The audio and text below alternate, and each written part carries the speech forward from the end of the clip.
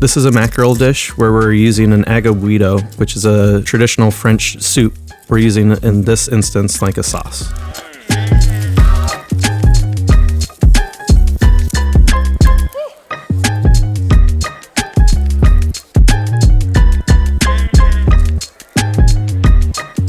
After breaking down the mackerel, I brine it in a 10% salt solution before letting it air dry overnight. This helps make a crispy skin.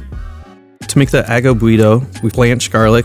This helps mellow the intensity of the garlic and make for an overall sweeter sauce. We return it to the pot with fresh water, add thyme, cloves, and bay leaves.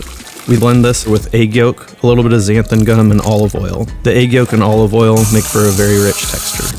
Then to cook the fish, I blowtorch it before throwing it in the oven. And then as it comes out of the oven, I torch it once again to get the skin to be even more crisp.